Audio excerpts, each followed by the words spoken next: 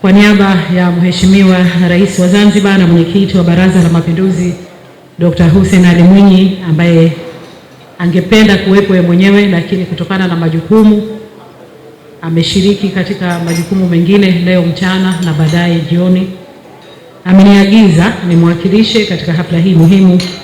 Kwa hivyo nachukua fursa hii kuwashukuru waandaaji wa iftari hii ya pamoja, na naomba niwakaribishe walipo wote ambao tumehudhuria leo hapa katika iftari hii jioni hii ya leo. Katika kipindi hiki tunakumbushwa kutenda mema, hivyo na waomba tuendelee kutenda mema siku zote, jambo ambalo litamfurahisha Muumba wetu na kufanya ulimwengu kuwa sehemu salama yenye amani kwa wote.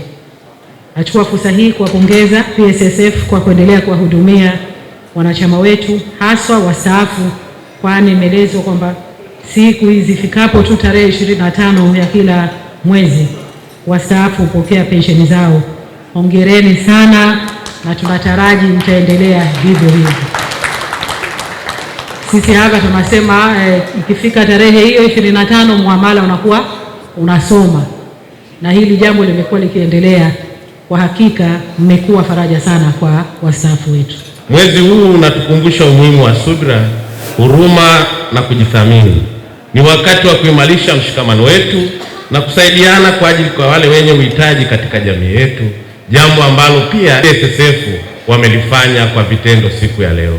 Nasi kama viongozi na watumishi wa umma tunapaswa kuenzi maadili haya katika utendaji wetu wa kazi wa kila siku. Nitumie nafasi hii, ndugu mgeni rasmi, kama waziri nayesimamia taasisi ambayo imeandaa iftari ya siku ya leo, tutaendelea kufanya kazi kwa bidii, uadilifu, uwajibikaji ili kuwatumikia wananchi kwa haki na usawa. Tunapaswa kumshukuru Allah kwa jambo hili kubwa na laheri. Pili, kwa pekee kabisa tumshukuru tena Mwenyezi Mungu kwa kipindi hiki chote cha kipekee ambapo ulimwengu mzima, kwani sasa hivi Wakristo na Waislamu wote wako kwenye mfungo, kipindi ambacho tunakumbushwa kuwa kufunga, kufanya ibada na kusaidia wale wenye uhitaji. PSSF ina sera yetu ya Corporate Social Investments ambayo CSR, ambayo lengo lake ni kusaidia katika jamii na kuleta maendeleo katika maeneo yanayobainishwa katika sera hiyo. Kwa hapa Zanzibar kwa mwaka huu tumetoa kiasi cha shilingi milioni 30 ambazo zitapelekwa katika taasisi 3. Kuna taasisi ya Zanzibar National Association of Blind ambao wako hapa. Vile vile tuna foundation inaitwa Life Foundation pamoja na Zanzibar Albinism Organization.